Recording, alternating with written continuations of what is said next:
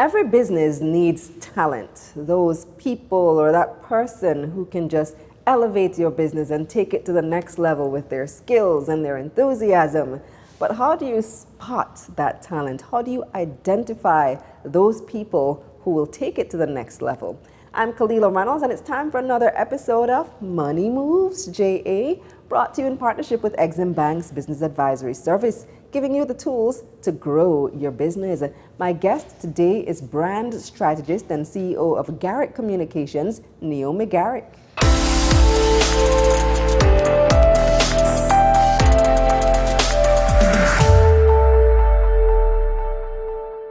All right, welcome back, Naomi. Thank you, Kalila. You were on probably like episode 3 of this show, and we're now at 100 and something, so it's been a minute. Yeah, I mean, new set and everything. I love it. Yes, so welcome back. Thank you. And I've had you on other programs as well. It's always great talking to you. You too. Today we are talking about talent and recruiting talent. So how do you know what you need? That's a really great place to start. So for us at our company, at Garrick Communications, because we're a boutique agency, we are looking for a diverse type of individual, right? So you think PR agency, we're looking for someone that probably went to Carrimac or studied public relations, journalism. But what I have found is that we start looking more not just at that particular skill that fits the agency, but also what are some of those other soft skills that can support other things that we do. So even though we're a PR firm, we focus on a lot of problem solving. So we look more at skills like, are you a problem solver? Are you proactive? Are you a team player? What are some of the other values that you bring to a company, just based on even on your own experience that we may not already have at our company?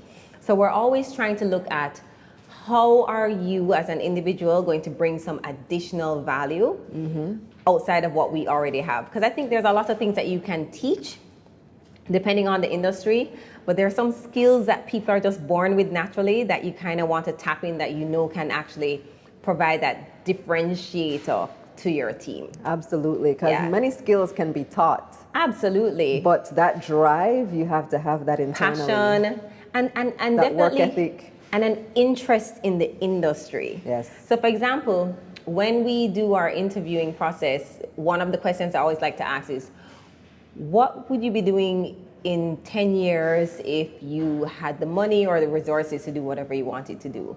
I'm always kind of curious to know, what is your passion and what do you really want to do? Because that will also give me an indication of how long you see yourself working within this company. Is this a stepping stone is this just a placeholder, right? And based on whatever it is that we're doing, we want to make sure that we have the right members of the team on board that believe in our vision, they're as passionate as we are, and they want to learn and grow. So it's not coming to work with us in one position, but looking at what are all the other opportunities that are available to me, because this is an industry that I want to be a part of for a much longer time. That's a great question to ask. Yeah. So, and that segues into my next question. How do you find that talent? How do you scout somebody for your company? So that's also a great question, Kalila. So we have tried a couple of different things, but what I've found in the last few years has worked really well for us is actually placing an ad on social media. So we've been using LinkedIn and Instagram to recruit talent. And what I've stopped doing is I don't put the skills that you would expect for a PR agency. So I put the things that are important to me. So you have, again, problem solving skills, passionate, creative, don't mind working late hours, flexible, things that matter to our industry, an eye for detail, great writing skills, a good communicator. And so we start to attract people that may not even have a degree in PR, but they have an interest, they may have some of those skills or talents, and they're excited about the opportunity. So I found that what we do is we place an ad on social media, something that's vibrant, that reflects our company and our culture and our energy. So for example, the last ad I put, I was looking for a personal assistant, and I did it almost like an SOS. So it was called Shoot Your Shot. And I put what my problem was, what I needed, and what I was looking for. And from that social media post, I got over 50 applicants for the job. And it had a nice range of people because it had people from PR, media, journalism, but it also had previous personal assistants or just people in just a wide range of careers because they were literally shooting their shot for this role. And so we start with that. And then something I actually learned through Action Coach was to do a group interview. So that means if you have 50 people, yeah, you might need to do a group interview. So we shortlist, and let's say we shortlist to maybe 8 people.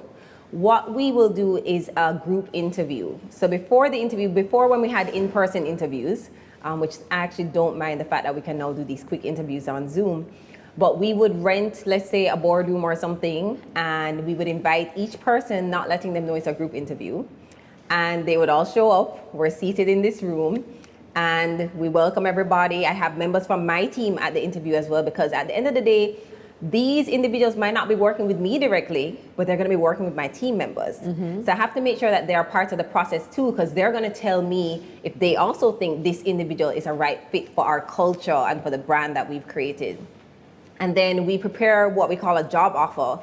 So it's like maybe 2 pages with all the details of the job. So that cuts down on a lot of the time that we would take answering all of these questions. It's all there on paper. So what the salary range is, hours look like, what your role would be, responsibilities. So we give everybody some time to review that. And then I allow everyone to introduce themselves, tell me a little bit more about who they are. And then I'll go into more personality type of questions because I already have your resume. I want to learn more about you and just your energy. That's very important for us as well. And see how you vibe with our team, how you relate to others in the room. And then we would ask key questions related to the industry as well. But we found that that gives us an opportunity to really see each individual and how they interact and engage before making another cut on the list for the final interview. So all the applicants are in the room at the same time, so it's like and they can hear each other's answers. Yeah, absolutely. So that's when you have to step up, right? Yeah. And we're in this industry where we're communicators, so you have to be comfortable, especially for PR, to be able to have these conversations, meet new people, engage and interact. And then it's great too because a lot of individuals may have similar questions, but maybe I'm the person that's more introverted, so I may not ask, but the extroverted person will. So you kind of get to answer everybody's questions at the same time. And then once that process is over, we would do a second round where we've shortlisted. We give them some time to ask any additional questions, and then we give them some kind of task. Because what we found previously when we used to hire just based on a resume where you have all these great skills, but then you remember anyone can write whatever they want and put on a resume. Somebody else can even write it for them.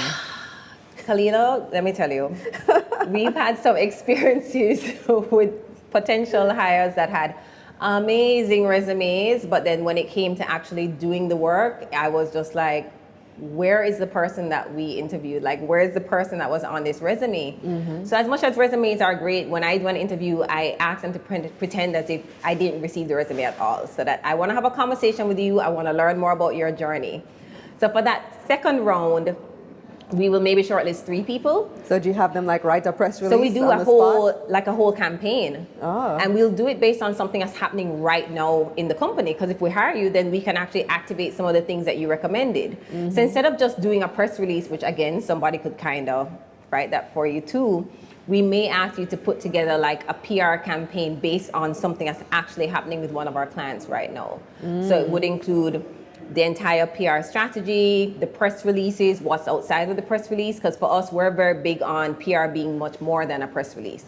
So we want to see what else can we do that will actually get this brand to be seen, heard, and experienced by their ideal target audience. So that gives us an idea of how your thinking process is like, because of course I'm going to ask after, why did you think of this concept, or why you think this would work? So that has really worked for us. And since we started implementing that way of doing our recruiting, we have found really great team members that have worked really well for the company and for the brands that we work with. So it's a very involved process. It is. How long does this take? It sounds like it takes a while. Not really, because let's say resumes come in 50, I can quickly get an idea of who we're looking for based on even just a cover letter. So that's very important, guys. That cover letter sets the tone. So if you're going to send me a cover letter that's not even addressed to me, or it's No cover letter spelling at is all. incorrect or no cover letter at all, then I'm already not going to look at the resume. Especially because we're in communications, there are just some things that are standard. So we get the resumes shortlist by going through quickly with the team, and then we do the group interview. Once that's over, we pick maybe 3 or 5 people, you do your test, we check it out, and we pick who our person is. So it's not really long. And now with Zoom, you could just do a Zoom group interview. I never forget the time I asked for a writing sample and the person sent me a photo of their handwriting. What? Kalila. One of the applicants sent a photo of their handwriting. But you know what the thing is? What I realized, Kalila, just based on that comment that you just made, some of the younger people, they just don't know. They don't know how to show up for an interview, right? So I've had some really interesting situations. I remember someone came for an interview at my office, and they were maybe 25 to 30 minutes late. There was no apology. They were dressed in slippers and socks. No. Yeah, swear to God, swear to God. When the gentleman came through the door, my team didn't realize that he was coming for an interview because slip. And he just didn't think, and he saw an ad for a job, thought he could do it, and he showed up. So it ended up being not an interview, but more of me trying to give some guidance to say, he didn't know anything about my company. Or who I was. But he thought he could get the job. You didn't do a quick Google search. Oh my goodness. So then that shows that lack of interest to me, right? So I think there are some really key things that even potential employees just need to do. Like if you want to work for a company, you need to at least know a little bit about the company. And hopefully if you know who's the interviewer, like just check them out on LinkedIn. Like just have some information so if they ask you, you're prepared. And you actually have answers and solutions to their problems because you did the research. Yeah. Do you use an HR company or HR, maybe a contractor to help in this process? No, we've never done that. I don't know if that's a good or bad thing. I've been the person that's very involved, and I think because my core value is relationships, and that's a core value for the company as well. And so I really want to be able to get to know who the different individuals are, especially because my company is so small, right? We're a boutique, but for us, boutique really just means small. So I want to be a part of that process to make sure that we do have the best fit. As we continue to grow and expand, maybe that's something that we could look to because HR is not our business. Yeah. So getting a professional to assist us with things we may not know about, I think could be great for us as well. I've been considering hiring somebody to do like the KPIs, the key performance indicators, the job description. Yes. So we'd still do the hiring, but they do the documentation that helps guide us in the hiring. And I think there are definitely agencies and even individuals that offer those services. I may actually look into that too, because I would like to focus more on what I do well, and that's not necessarily my best area. I mean, I know what I want, but I'm sure there are other areas that a professional will be able to assist with. So, yeah. Well, thank you so much for sharing your experience and your strategies, Naomi. Thank you. We'll talk again soon. Thanks, I'm Kalila. sure. Awesome. Here's a recap of Naomi's key points. Make sure the talent you hire has a high interest in the industry. You can search for talent on social media such as Instagram and LinkedIn. However, make sure that when you advertise a vacancy on social media, you clearly state the skills that are important for the business. A group interview can cut down on time. And give each person a task during the interview to see if they can truly perform as their resume suggests. That's it for this episode of Money Moves JA, brought to you in partnership with EXIM Bank's Business Advisory Service, giving you the tools to grow your business. Check out their website, eximbankja.com, and check out my website, KalilaReynolds.com, for a summary of this episode. Till next time.